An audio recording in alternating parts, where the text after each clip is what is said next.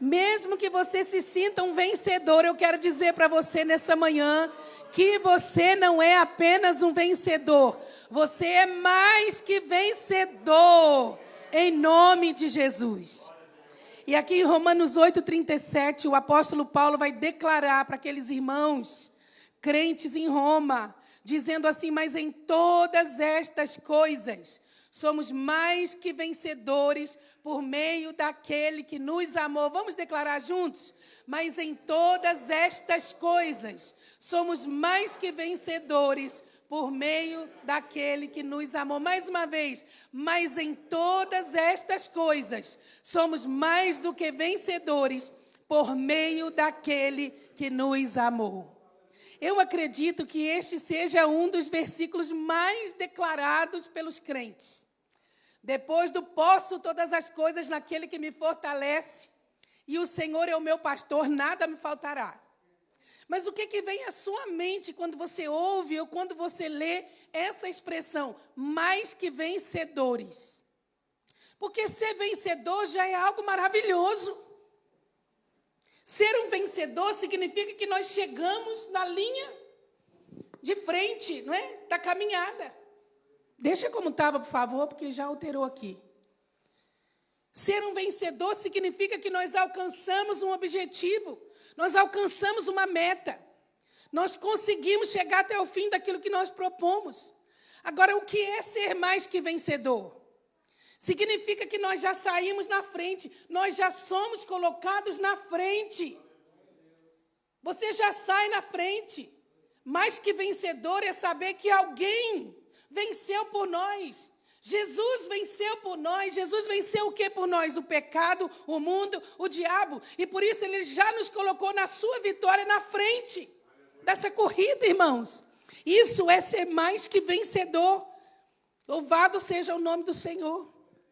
O crente em Jesus, ele passa luta, ele passa tribulação, mas ele tem que ter essa consciência. Nem é só discernimento, essa consciência de que ele é mais do que vencedor. De que em todas estas coisas, que coisas são estas? E nós vamos ver Paulo explicando para nós aqui no contexto do capítulo 8, estas coisas que nós somos mais do que vencedores sobre elas, quais são? Eu gosto muito de ver filmes. Ultimamente não tenho assistido muito filmes, não tenho tido tempo. Mas eu gosto muito de filmes assim de luta, sabe? Mas tem uns filmes de luta, irmãos, que dá uma agonia. Por exemplo, eu não gosto de assistir Rambo. Não sei se você mais antigo gosta de assistir Rambo. Mas o Sylvester Stallone no Rambo, baixa um pouquinho aqui, tá? Hoje está só a graça aqui em cima. O Rambo, ele apanha, ele leva o filme inteiro.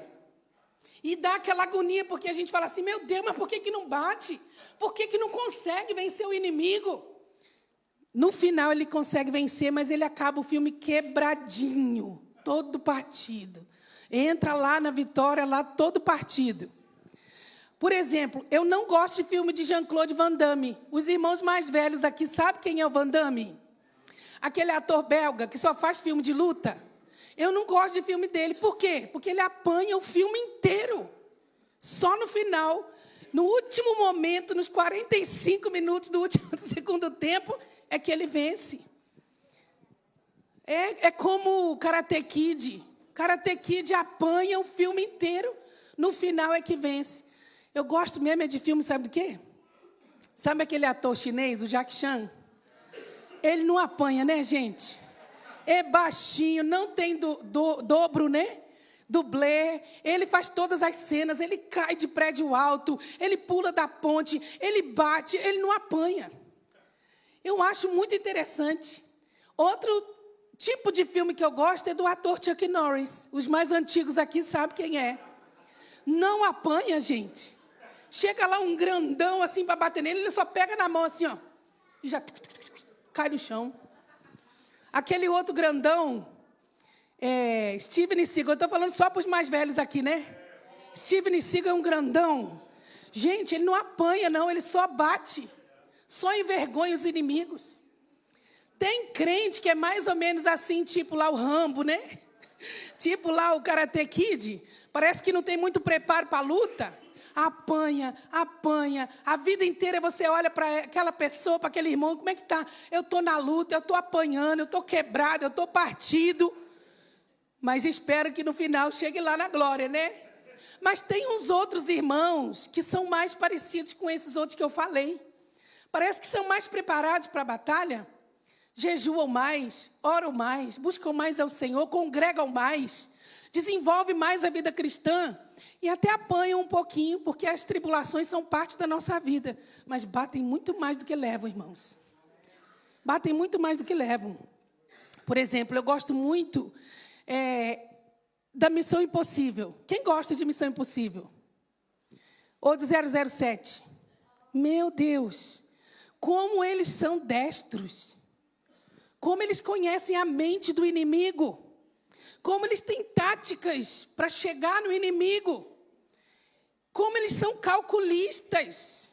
E sabem a hora certa de dar o golpe final no inimigo. Tem até a musiquinha do Missão Impossível. Quem que sabe? Tchan, tchan, tchan, tchan, tchan, tchan, tchan, tchan, tchan, tchan, tchan, tchan. Eu gosto só da musiquinha. Vou lá só para ouvir a musiquinha, gente. Estamos falando de cinema, mas a nossa vida, a arte imita a vida, não é assim? Nós estamos numa guerra, nós estamos numa peleja, nós estamos numa luta, e o apóstolo Paulo está declarando aqui, mas em todas estas coisas somos mais do que vencedores por meio daquele que nos amou. Que coisas são estas? Porque muita gente, irmãos, tenta aplicar esse versículo fora do seu contexto. Para mostrar que esse versículo aqui é uma promessa, é uma garantia de que tudo que nós queremos vai acontecer. De que tudo que o nosso coração almeja vai receber. Mas não é, irmãos, ser mais do que vencedor. A ideia do mais que vencedor é a superação, sabe? O suportar as aflições na carreira cristã. É o poder para suportar as aflições desse tempo presente. Não é tudo que eu quero eu vou receber. Só porque em todas estas coisas eu sou mais do que vencedor. Onde estava a força do apóstolo Paulo? Quando é que o apóstolo Paulo se sentia verdadeiramente forte? Nas glórias? Na fartura? Na riqueza, no sossego, na falta de perseguição? Não! Nas suas fraquezas. O Senhor chegou para Paulo e disse: Paulo, o meu poder se aperfeiçoa na tua fraqueza. Não é na tua força. E aí Paulo entendeu esse princípio e ele declara assim: então é isso. Então eu vou me gloriar não na minha força, eu vou me gloriar nas minhas fraquezas. Porque quando eu estou fraco, é que eu sou forte. Porque quando eu reconheço que sou débil, que não posso, que não tenho, que não sei, é que eu sou dependente de Deus, e aí que está a minha força. Mas em todas estas coisas somos mais do que vencedores por meio daquele que nos amou. É nele que nós somos fortes, irmãos. O apóstolo Paulo entendeu isso. Então, a gente precisa entender que ser mais do que vencedor no reino de Deus é diferente de ser mais do que vencedor no mundo. A cruz, humanamente falando, era um sinal de derrota. Mas a cruz, no reino de Deus, era o quê? Vitória. O apóstolo Paulo diz: tragada foi a morte na vitória. E quando Jesus deu o último brado na cruz, ali ele estava declarando a vitória. Está paga, a dívida está paga, está consumado, tudo está feito, trabalho realizado, a vitória. Olha para o Coliseu para muita gente era o quê? Um sinal de derrota, para a igreja. Mas não, a igreja, quanto mais tombava ali os valentes de Deus, naquela arena do Coliseu, mais a igreja crescia. Por quê? Porque vitória para nós, irmãos, sucesso para nós, é diferente da vitória e do sucesso do mundo. Olha para a igreja perseguida. Ah, tadinha da igreja perseguida. Coitados dos nossos irmãos em Cristo. Mas cada gota de sangue que cai na terra, nos países fechados para o evangelho, quanto mais as lágrimas caem, mais a terra é regada e mais a igreja cresce. Então nós precisamos de entender quais são estas coisas a que o apóstolo Paulo se refere, porque o próprio contexto aqui do capítulo 8 vai nos mostrar em quais coisas nós somos mais do que vencedores. E há muito a falar sobre isso. Se você ler o capítulo 8 todo, meu Deus, estas coisas, ele não fala essas coisas, ele fala estas coisas. Estas coisas que estão presentes na nossa vida, estas coisas que são realidade na vida do crente que nasceu de novo. Mas eu quero me ater somente a 3 citações de Paulo aqui nesse capítulo.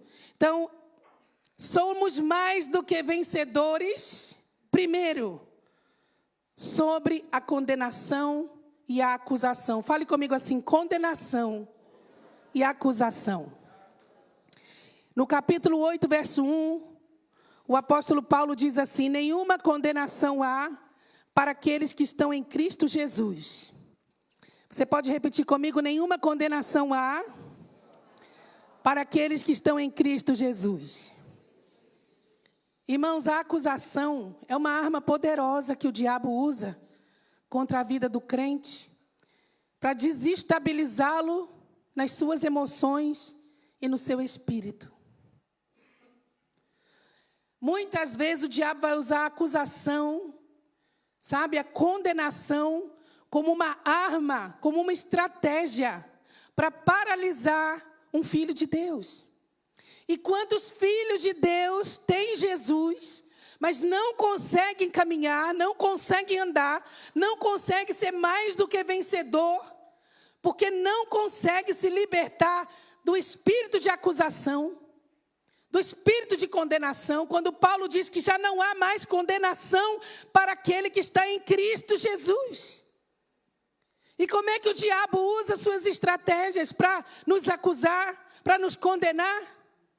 Muitas vezes lançando setas em nosso pensamento. Quantas setas vêm no seu pensamento, por exemplo, quando você começa a orar? Quando você começa a adorar a Deus? Ou quando você começa uma vida mais próxima de Deus? Quando você decide caminhar mais próximo de Jesus? Quantas vezes o diabo fala no seu pensamento: você não é digno. Você fez tanta coisa errada. Você já matou, roubou, adulterou. Você já se prostituiu. Você já escarneceu. Você é um condenado. Deus não quer nada com você. Estratégias de acusação. Estratégias de condenação. Muitas vezes o diabo, irmão, sugestiona até mesmo o nosso diálogo interno. Nós conversando conosco mesmos. Eu sou mesmo um parvo. Eu sou mesmo um idiota. Por que eu fui fazer aquilo? Deus não tem nada comigo mais. Não há mais perdão para mim. Teve uma altura da minha vida que eu entrei numa crise tão profunda, porque o diabo colocou na minha mente que eu havia blasfemado contra o Espírito Santo. Irmãos, eu entrei numa crise tão profunda que eu achei que não tinha salvação para mim mais.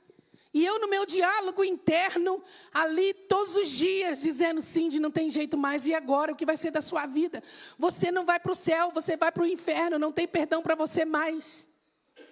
Até que um dia eu abri meu coração para um amigo pastor, e ele disse: Cindy, você acha que se você tivesse blasfemado contra o Espírito Santo, você estaria nessa crise? Se isso tivesse acontecido, a sua mente estaria tão cauterizada que você não teria nenhum sentimento de dor. E aquilo me curou, irmãos. Sabe, muitas vezes o diabo vem para nos acusar, para nos condenar. Quantas e quantas vezes ele vem gerando, que é uma outra estratégia que o diabo gera em nós, é a vergonha de Deus. Porque nós ainda sentimos culpa por alguma coisa que não temos plenamente paz, que fomos perdoados pelo Senhor. E aí você vai diante de Deus orar, você sente uma vergonha, não consegue orar direito. Você vai diante de Deus adorar, você não consegue adorar direito, porque você tem muita vergonha.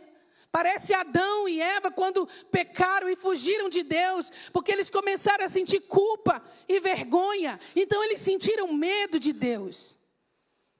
E o medo de Deus muitas vezes é colocado em nós pelo diabo, você sabia?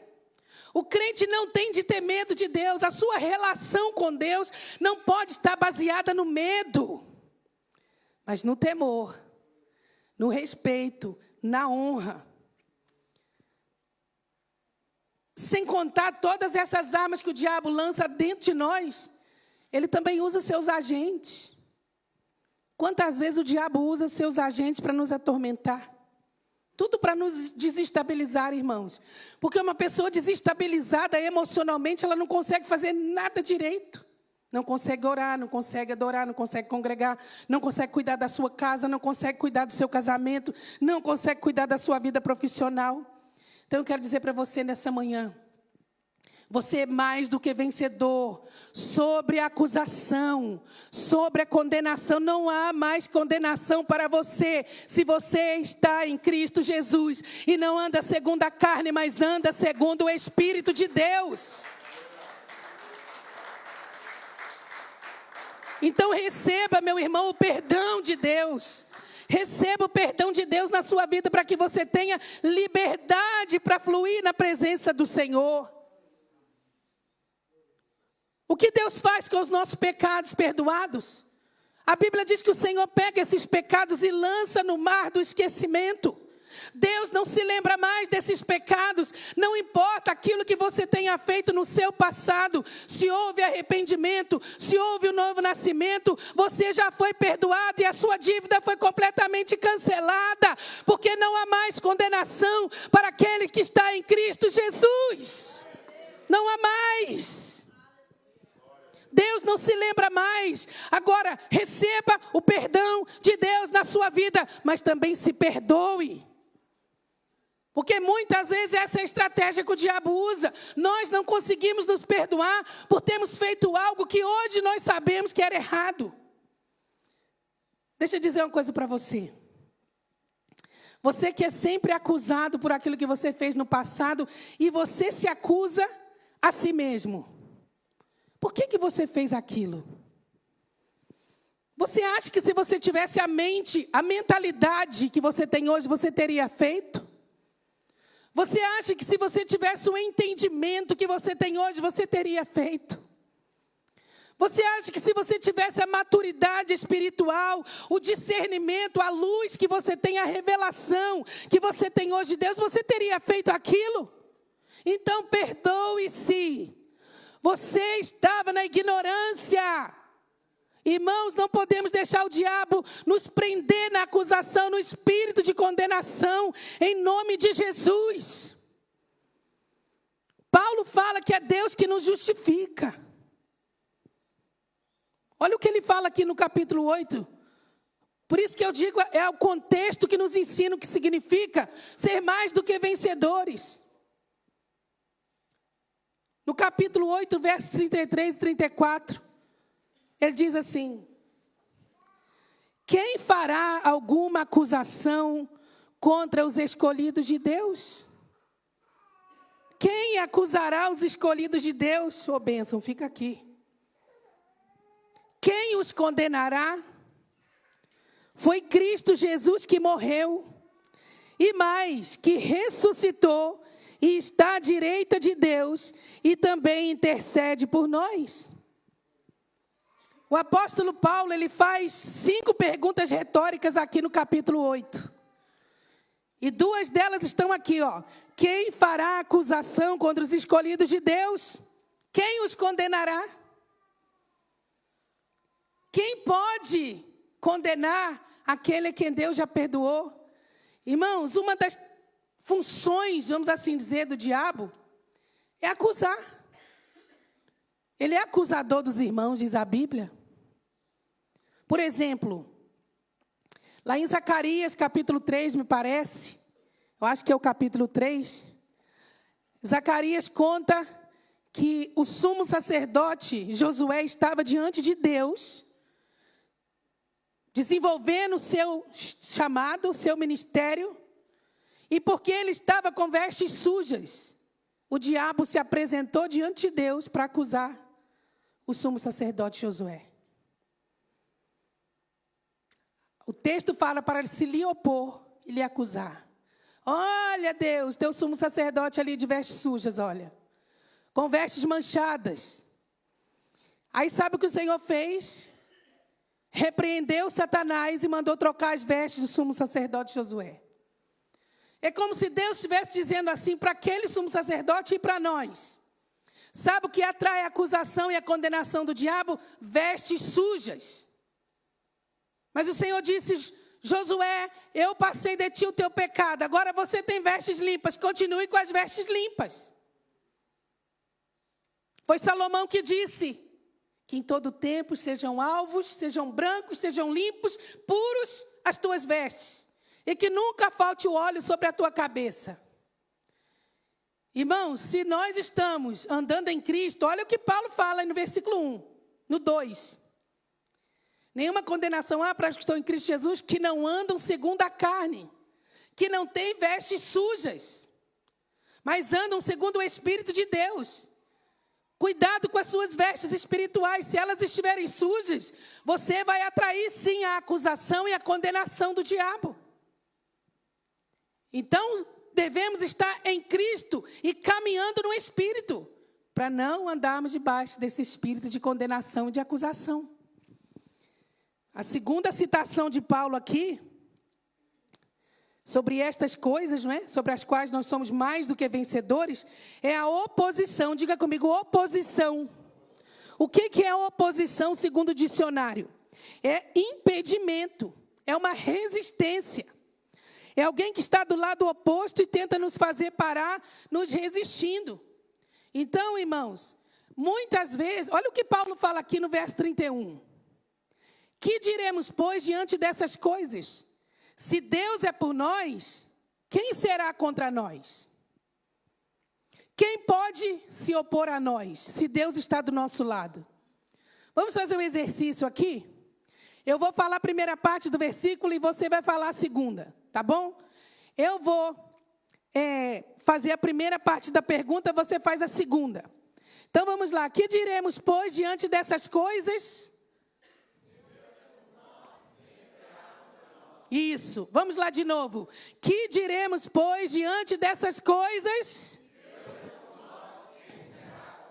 De novo. Que diremos, pois, diante dessas coisas?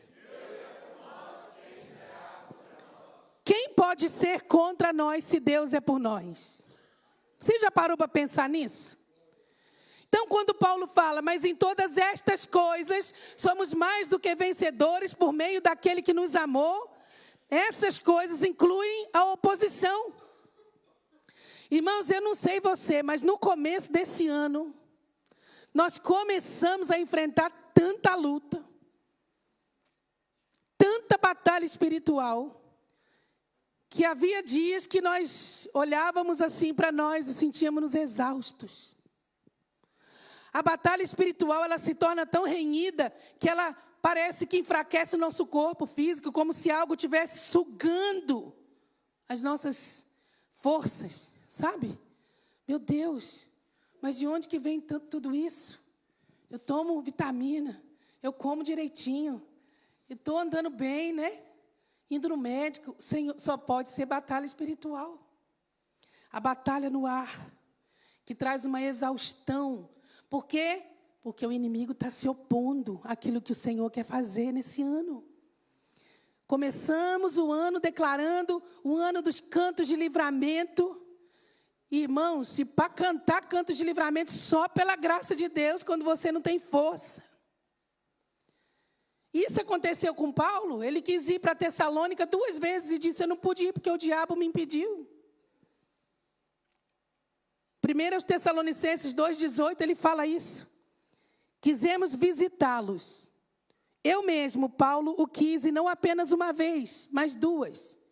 Satanás, porém, nos impediu. Meu Deus.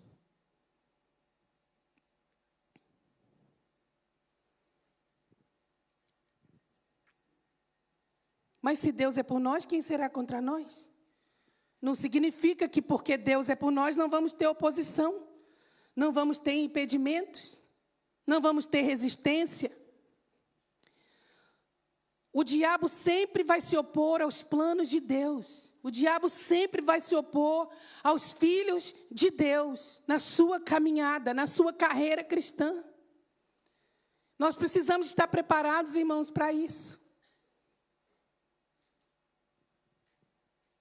É como se o mundo espiritual estivesse dizendo para nós assim: é o ano dos cantos de livramento, mas vocês vão ter de aprender a cantar os cantos de livramento antes, durante e depois da tribulação. Antes, durante e depois do deserto. Antes, durante e depois da batalha. Muitas vezes nos falta o vigor, irmãos. O que nós fazemos quando nos falta o vigor? Nós precisamos de ter discernimento e discernirmos quando nós estamos enfrentando guerra espiritual. Quando a igreja está enfrentando guerra espiritual. Quando os líderes estão enfrentando guerra espiritual. Quando as crianças estão enfrentando guerra espiritual. E quando nos falta o vigor na guerra espiritual, o que nós devemos fazer? Parar de orar, de buscar Deus, de interceder. Parar de ter nosso tempo devocional. Não, irmãos. Nós temos de fazer igual aquela mulher do fluxo de sangue. Ela estava sofrendo uma oposição terrível, porque há 12 anos ela não podia estar com ninguém, ela não podia tocar em ninguém. Ela era imunda perante a lei de Moisés. Ela estava há 12 anos com uma hemorragia terrível. E tudo que aquela mulher tocasse ficaria impuro. E tudo que ela pegasse, uma colher que ela pegasse era considerada imunda. E alguém que tocasse naquilo que ela tocou, na sua cama, no seu prato, no seu copo, tudo, ia também tornar aquela pessoa impura. Essa mulher do fluxo de sangue, ela sabia que Jesus ia passar ali na sua cidade. E ela pensou o quê? Se tão somente eu tocar na orla das suas vestes, eu ficarei curada. Por que aquela mulher, ela não tocou em Jesus diretamente, mas ela tocou na orla das suas vestes? Ela estava sem vigor. Ela estava sofrendo oposição, ela não podia nem ver seus filhos, seu marido. Talvez o seu marido já tivesse até arranjado outra esposa. E é interessante, irmãos, eu trouxe aqui uma pintura para os irmãos verem dessa cena. Dessa mulher tocando na orla das vestes de Jesus. Porque Jesus, ele usava as vestes chamadas talite. O talite não é uma veste nova. Muita gente usa na moda, né? Muita gente só ora com talite, que é aquele manto que os judeus usam para oração. Mas aquele manto está na lei de Moisés. O Senhor mandou fazer aquele manto direitinho como está hoje. E ele tem, na borda, na orla do manto, tem 613 franjinhas. São fios. E ali lembrando os 613 mandamentos da lei de Moisés. Jesus usava aquele manto. Então, quando aquela mulher, ela pensou assim, se eu tão somente tocar na orla do manto, ela está se referindo ao talite que Jesus usava. Se tão somente eu tocar na franja, naqueles fiozinhos do seu manto, eu ficarei curada. Ela reconheceu Jesus ali como sumo sacerdote. E sabe o que é mais interessante? Pastor Eduardo sabe o nome daquelas franjinhas? Como se chamam aquelas franjinhas? Tsitsi. Fala comigo assim, tsitsi. São 613 tsitsi, né, Júlia? Irmãos, e no original, orla do seu manto é o tsitsi. É a franjinha. E a mesma palavra no original para asa. Olha que interessante, aba ou asa. E aquela mulher, quando ela vai ter com Jesus sem vigor, sem força, sofrendo oposição, ela vai e ela toca. Era como se ela estivesse se colocando debaixo das asas do Senhor. O que nos faz lembrar o que Malaquias profetizou. Ele profetizou lá em Malaquias 4:2, dizendo assim: aquele que temer ao meu nome, para ele nascerá o sol da justiça, e salvação e cura trará debaixo das suas asas, debaixo dos seus tsitsi, debaixo das franjinhas da sua veste. E sabe o que é interessante, a conexão que nós fazemos? Você se lembra de Ruth? Ruth, quando vai ter com Boaz, à noite ela vai se dar, não é, a conhecer e dizer que ele é o seu remidor. O que ela fala para ele? Lança sobre mim o teu manto, lança sobre mim a tua capa, porque tu és o meu remidor. Lança sobre mim a tua asa, o teu esconderijo, a tua proteção. E quando você lê Ruth, logo nos primeiros capítulos, você vai ver a sua sogra dizendo para ela: você não foi se abrigar à sombra de nenhum outro Deus. Você veio se abrigar à sombra, sob as asas do Deus de Israel. Então, irmãos, se nós estamos sem vigor, o Senhor está aqui. Vamos tocar nele. Vamos tocar no Senhor, porque o Senhor está aqui para nos dar vigor. Em nome de Jesus, nós não somos mais do que vencedores por nada de bom que nós façamos por nós mesmos. Mas é nele, por meio daquele que nos amou. Não é algo que nós vamos fazer, é algo que Cristo já fez por nós.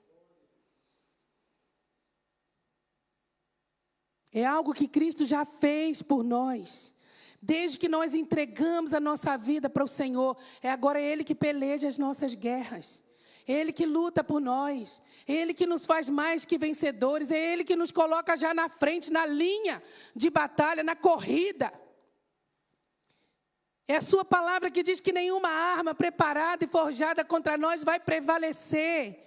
Nenhuma língua que se levantar contra nós em oposição vai prevalecer. Será condenada. No poder e na autoridade que é no nome de Jesus. Sabe quando, hoje, né, a Gracilene começou esse culto falando, debaixo das suas asas eu encontro descanso. É como se você tivesse um irmão mais velho e quando alguém se levantasse para se opor a você, você chamasse o seu irmão mais velho. Sabe, nessa vida que nós levamos de tribulações, de perseguições, nós também podemos clamar pelo nome de Jesus. Ele é também o nosso irmão mais velho, irmãos. Ele é quem peleja as nossas guerras e nos defende perante nossos acusadores, perante os nossos opositores. Aquele que habita no esconderijo do Altíssimo, a sombra do Onipotente descansará. O que é a sombra do Onipotente? Você está ali, o Senhor está em pé com a sua sombra e você está descansando. Sabe, está protegido ali. Enquanto a sombra do Senhor estiver sobre sua vida, há proteção. Então somos mais do que vencedores. E a terceira aqui, citação de Paulo sobre estas coisas. São as aflições do tempo presente. Diga comigo, as aflições do tempo presente. Romanos 8:18, ele diz assim: porque para mim tenho por certo que as aflições deste tempo presente não são para comparar com a glória que em nós há de ser revelada. Quais são essas aflições, irmãos? Quais são as aflições que você, como servo de Deus, passa?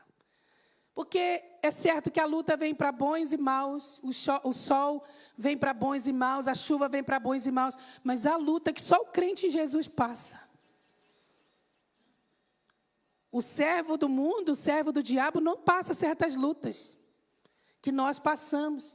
Não passam certas oposições que nós passamos. Você sabia disso? Paulo está dizendo aqui quais são essas aflições no verso 35. Quem nos separará do amor de Cristo? Outra pergunta retórica. A tribulação?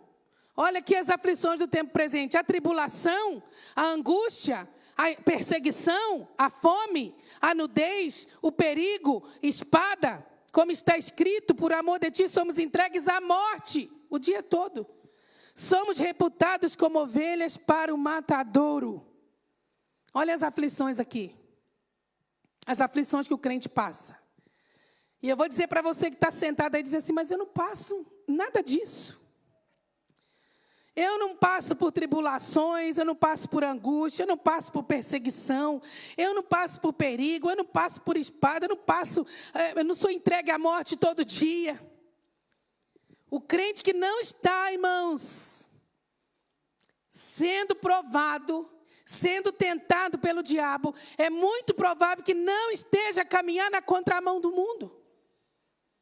É muito provável que o crente que nunca é perseguido, o crente que nunca passa por tribulação, por luta, provação, esteja fazendo mais a vontade do diabo que a vontade de Deus. Porque o diabo, ele não se levanta contra alguém que não é uma ameaça. Saiba disso. Se você está vivendo tribulação, luta, deserto, crises, saiba, você é uma ameaça ao inferno. Mas se você está vendo o inferno paradinho, quietinho contra a sua vida por muito tempo, fique desconfiado.